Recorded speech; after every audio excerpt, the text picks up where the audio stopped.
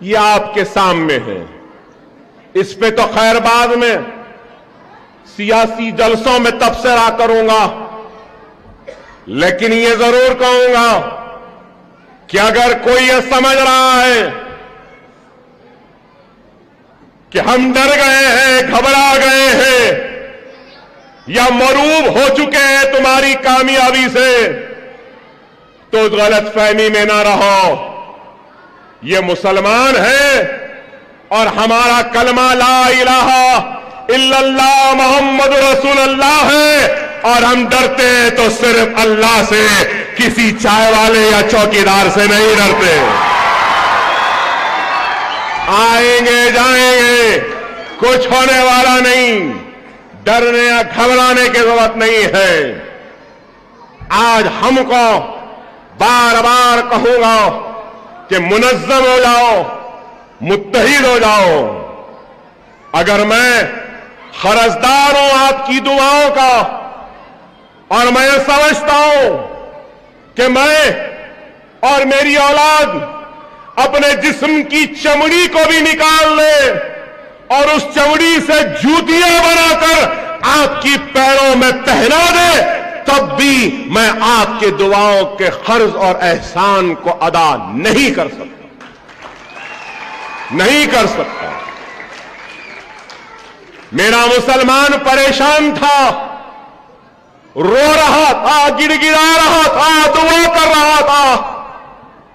کوئی روزے رکھے تو کسی نے دعائیں کی، کوئی دسترخوان بچھائے، کسی نے غریب کو کھانا کھلایا، کسی نے کعبے کا طواف کیا، تو کسی نے مدینے میں سرکار کی بارگاہ میں معروضوں کو پیش کیا حیات کے لیے.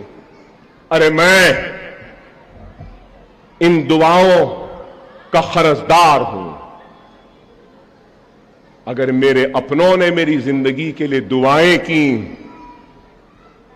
تو مجھ سے نفرت کرنے والوں نے میری موت کی حسرت اور خواہش کو سوشل میڈیا کے ذریعے ظاہر کیا اور سمجھا کہ اکبر اویسی مر گیا ہے. لوگوں نے کہا مر گیا، ختم ہو گیا. اے مخالفین اسلام، اے دشمنان اسلام، دشمنان مسلمان، جو میری موت کی خواہش رکھتے ان سے کہوں گا کہ میرے ساتھ اتنی دعائیں ہیں کہ آسانی سے مرنے والا نہیں ہوں. مروں گا تو بہت کو ساتھ لے کر جاؤں گا. ارے اتنی خواہش، اتنی نفرت، اتنی نفرت. خیر جس کو نفرت کرنا ہے کر لے. اکبر الدین اویسی تو اپنے بھائیوں اور بہنوں، بزرگوں اور نوجوانوں کی محبت میں ڈوبا ہوا.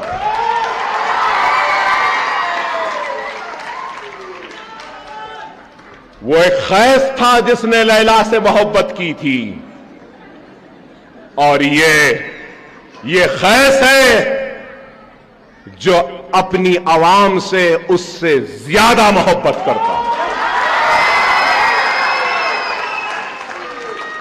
اور ابھی بہت کچھ کرنا ہے، ابھی بہت کچھ بولنا ہے.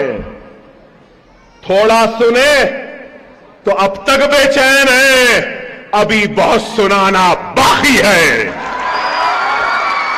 ختم نہیں ہوا، معاملہ ختم نہیں ہوا. لیکن میں آپ سے کہوں گا، خدا را اپنے زندگیوں میں ایک تبدیلی لاؤ. نوجوانوں سے کہوں گا، یہ چبوتروں پر بیٹھنا چھوڑو، تعلیم کا رخ کرو، روزی کا رخ کرو، روٹی کا رخ کرو، مستقبل کو سنوارنے کا رخ کرو، مساجدوں کا رخ کرو، اللہ کو منانے کا رخ کرو، اللہ کی ناراضگی کو دور کرنے کا رخ کرو. اگر آج تم سوچتے ہو کہ کیسے لوگ ہم پر مسلط ہو گئے، تو خدا را تھوڑی دیر کے لیے یہ بھی سوچو کہ کیا تم میں کمی ہے، کون سا وہ گناہ ہے، کون سی وہ لاپرواہی ہے کہ اللہ نے ہم پر ایسے ظالموں کو مسلط کر دیا۔ آندھرا پردیش کے چیف منسٹر کا بھی شکریہ کہ آپ نے بھی دعا کی۔ آندھرا پردیش کے سابق چیف منسٹر کا بھی شکریہ، چندر بابو نائیڈو صاحب کا۔ موجودہ chief minister YS Jagan Mohan Reddy کا بھی شکریہ۔ میرے حیدرآباد کے ہندو دوست اصحاب، میرے ہندو دوست جنہوں نے میرے لیے دعائیں کی، منادر میں بھی دعائیں کی، میں ان کا بھی شکریہ ادا کرتا ہوں، ان کا بھی ممنون ہوں۔ وہ کرسچین دوست جنہوں نے دعائیں کی، ان کا بھی شکریہ۔ وہ سکھ دوست جنہوں نے دعائیں کی، ان کا بھی شکریہ۔ اکبر الدین اویسی نفرت پہ یقین نہیں رکھتا، اکبر الدین اویسی محبت پہ یقین رکھتا۔ آندھرا پردیش کے چیف منسٹر کا بھی شکریہ کہ آپ نے بھی دعا کی۔ آندھرا پردیش کے سابق چیف منسٹر کا بھی شکریہ، چندر بابو نائیڈو صاحب کا۔ موجودہ chief minister YS Jagan Mohan Reddy کا بھی شکریہ۔ میرے حیدرآباد کے ہندو دوست اصحاب، میرے ہندو دوست جنہوں نے میرے لیے دعائیں کی، منادر میں بھی دعائیں کی، میں ان کا بھی شکریہ ادا کرتا ہوں، ان کا بھی ممنون ہوں۔ وہ کرسچین دوست جنہوں نے دعائیں کی، ان کا بھی شکریہ۔ وہ سکھ دوست جنہوں نے دعائیں کی، ان کا بھی شکریہ۔ اکبر الدین اویسی نفرت پہ یقین نہیں رکھتا، اکبر الدین اویسی محبت پہ یقین رکھتا۔ محترم اسپیکر صاحب، آج میں یہاں کھڑا ہوں گورنمنٹ کے ریزولوشن پر جو سی اے این پی آر اور این آر سی پر ہے، اس پر اپنی بات رکھنے کے لیے کھڑا ہوں، لیکن اس کے ساتھ ساتھ یہ بھی ضرور کہوں گا کہ دیکھنے والے، سننے والے جتنے بھی لوگ ہیں، چاہے اس ایوان میں ہو یا اس ایوان کے باہر ہو، میں سب سے پہلے یہ بات کہوں گا کہ C A N P R N R C یہ قانون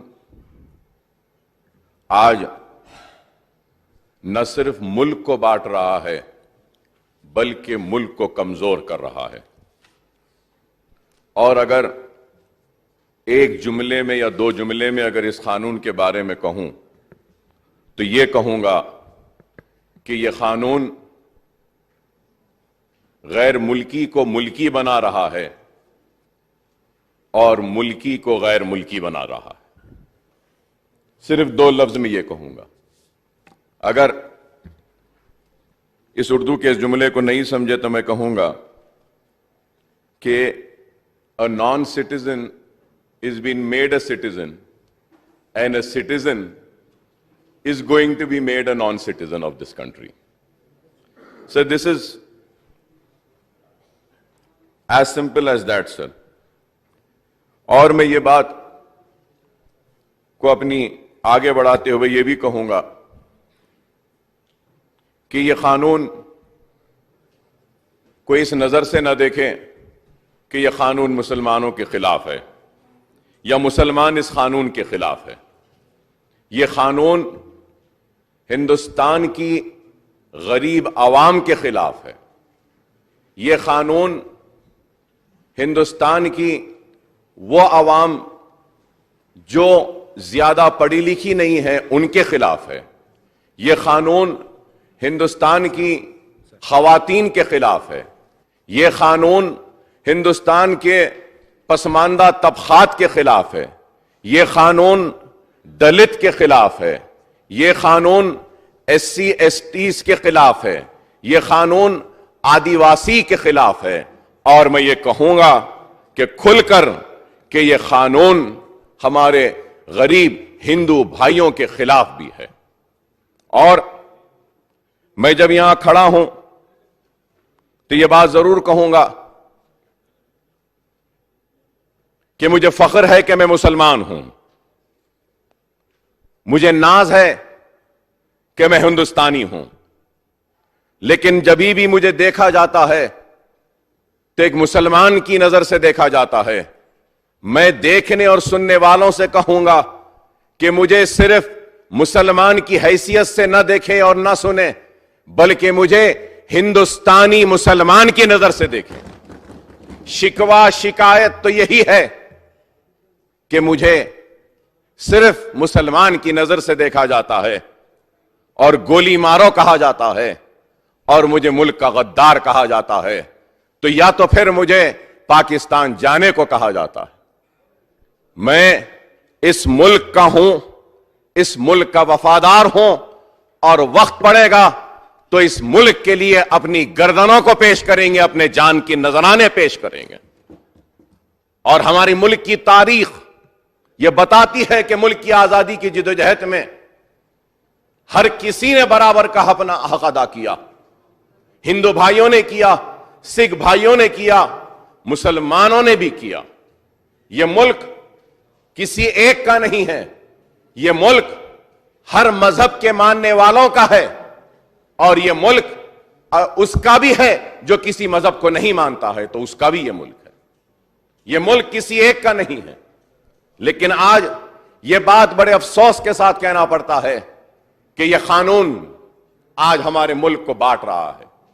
آج ان قانون سی اے، این پی آر اور این آر سی کی وجہ سے آج پرو اور اینٹی ہو گیا، اور میں یہ بھی کہوں گا اور سوچنے والوں کے ذہنوں پر ایک سوال دیتا ہوا آگے بڑھوں گا کہ کیا آج میں یہ کہوں گا کہ کیا یہ قانون ذمہ دار نہیں ہے جامعہ ملیہ کے بچوں پر مظالم کا؟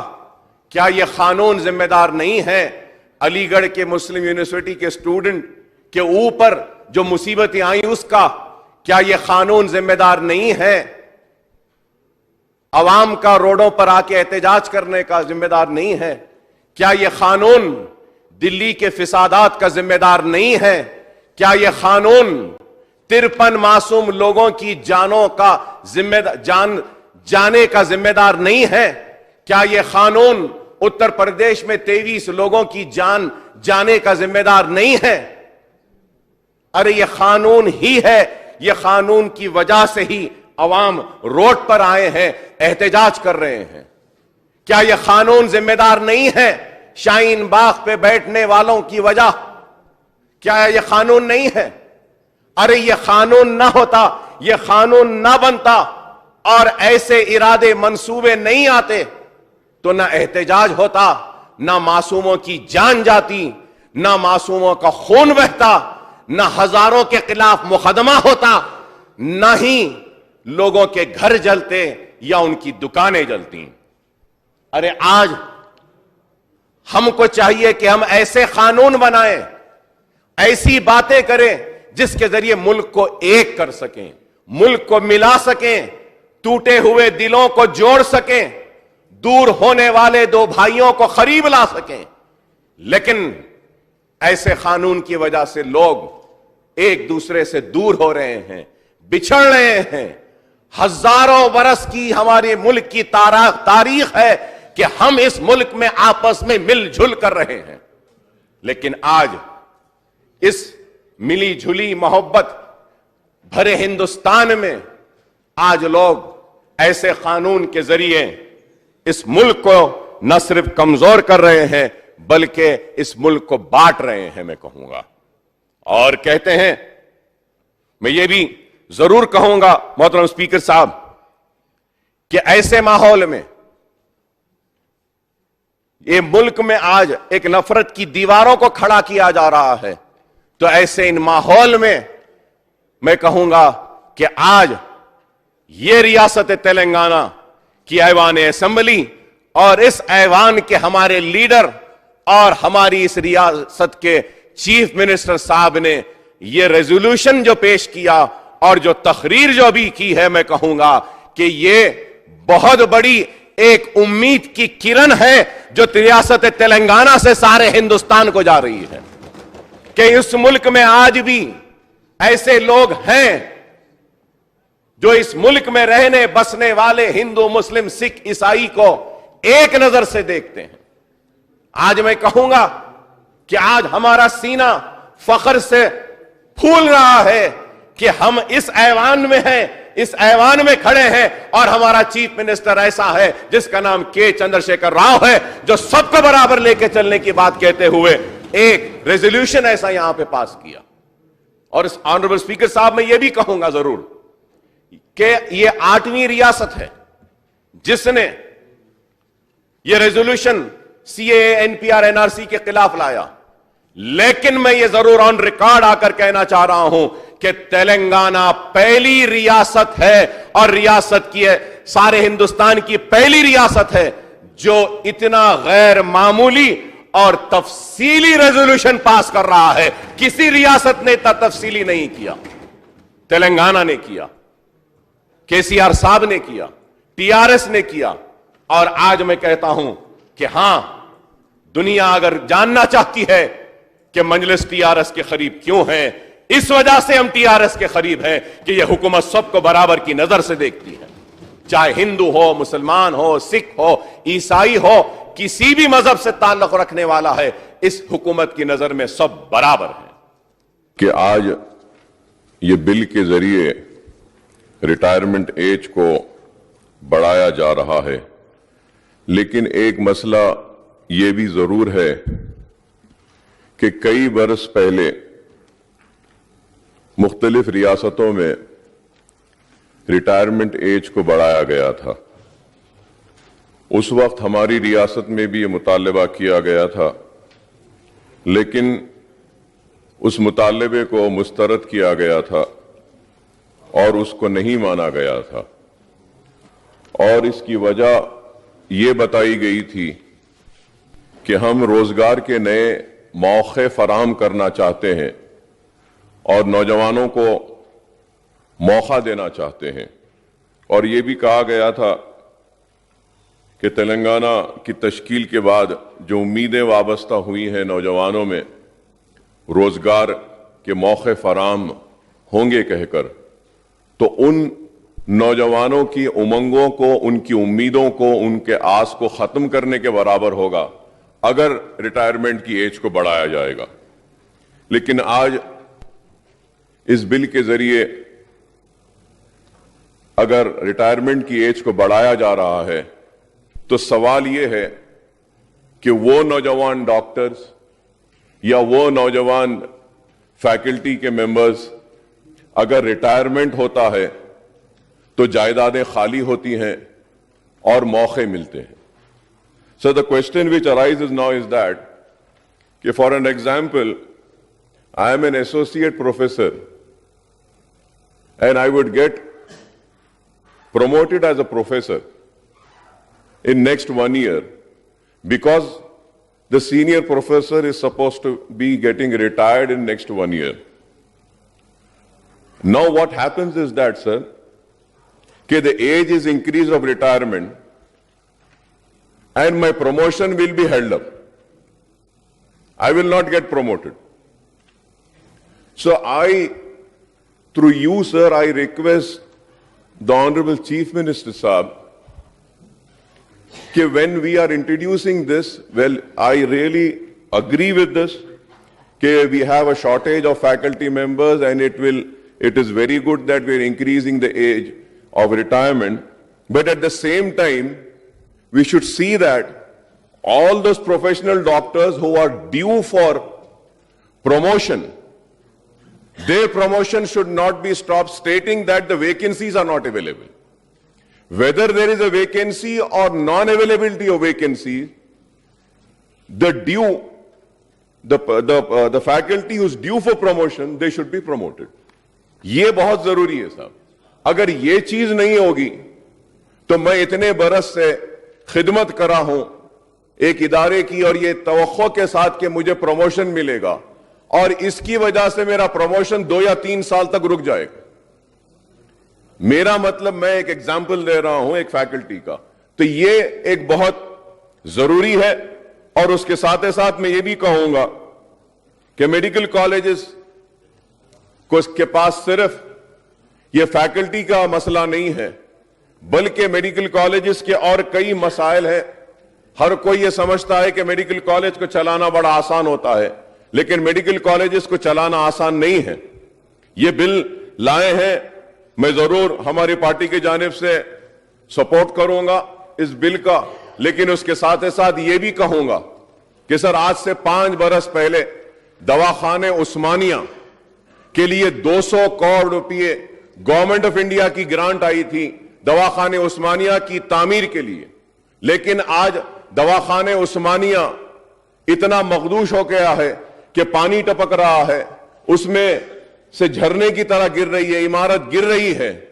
اور افسوس کے ساتھ کہنا پڑتا ہے کہ چاہے کوئی بھی حکومت ہو, میں اس حکومت میں نہیں کہہ رہا ہوں, ہمارے ہیریٹیج کو یا تو نظر انداز کیا گیا اور لاپرواہی کے ذریعے ہمارے ہیریٹیج کو گرنے کا موقع دیا گیا, یا گرا ہے تو گرنے کے بعد کہتے ہیں کہ گر گیا ہے. تو عثمانیہ دواخانہ پورا شفٹ ہوتے جا رہا ہے, ایک ایک بلاک وہاں سے ہٹایا جا رہا ہے, میٹرنٹی ہاسپٹل میں لے جایا جا رہا ہے, پیٹلا برج میں لایا جا رہا ہے.